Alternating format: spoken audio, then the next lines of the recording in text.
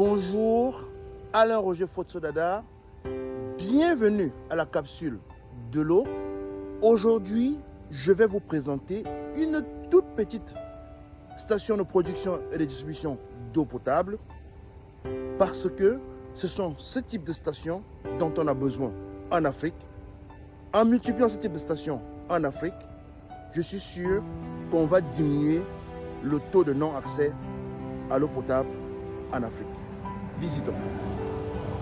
Alors, une petite station comme celle-ci commence par le forage. Voici le forage et observez très bien qu'on a une très grande surface au-dessus d'environ 3 mètres carrés autour de la tête de forage.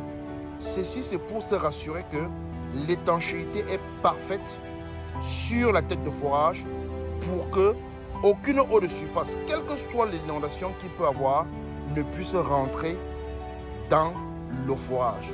Donc, comme vous regardez bien, observez bien, voici la tête de forage. Voilà la tête de forage, c'est là où la pompe est introduite dans le forage. Voici le reniflard. Voici là où on prélève l'eau, l'échantillon d'eau pour analyse. Donc ça, c'est l'eau brute du forage. Et observez bien qu'il y a une étanchéité parfaite. Parfaite. Après la tête de forage que voici, nous avons bien entendu le compteur.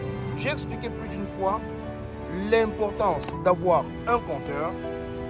Ensuite, après le compteur, vous voyez que l'eau, le tuyau repart dans le sol pour se retrouver ici. Sauf que quand le tuyau ressort ici, il y a un autre tuyau ici. Regardez bien ce tuyau noir qui vient se mélanger ici. En fait, ce tuyau vient de cette pompe. Voici exactement où l'eau est traitée. C'est ici que le dosage de tout, que ce soit le désinfectant ou n'importe quel produit, se fait de manière automatique. C'est-à-dire que on ne verse pas dans le forage, on dose le produit lorsque l'eau est sortie du sol pour que le dosage se fait pour qu'on ait la quantité nécessaire qui n'est pas nuisible à la santé. Parce qu'il faut bien comprendre que si vous mettez plus de désinfectant que prévu, ça devient un poison pour votre organisme. Donc, c'est ici que l'on dose ce produit, le désinfectant. Et ensuite, donc, voilà les tanks de stockage. On peut dimensionner ces tanks autant de la taille que l'on veut.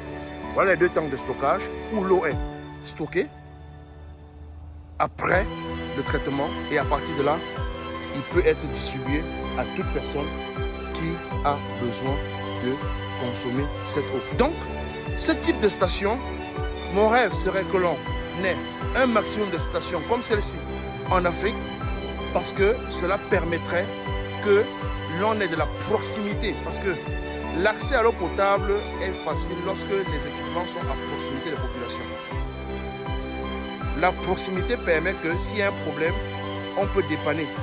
Quand les stations sont très grandes, ça impacte plusieurs personnes en même temps. Or, quand les stations sont petites, elles sont circonscrites pour un nombre de personnes bien précises et les pannes ne sont pas très chères. Donc, quand il y a une panne, on peut faire de la maintenance facilement.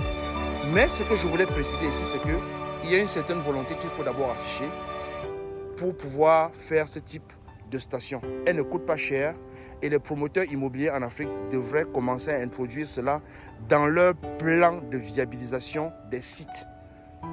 Parce que lorsque vous vous installez avant que l'eau ou alors avant que la tuyauterie d'eau ne soit passée, je vous garantis que 10 ans plus tard, vous n'aurez toujours pas accès à de l'eau potable. Rassurons-nous que l'on puisse avoir des stations comme celle-ci en Afrique parce qu'elles permettent que tout le monde puisse avoir accès à l'eau potable en temps réel, en quantité et en qualité, tout simplement parce que l'eau, c'est la vie. Elle, professeur.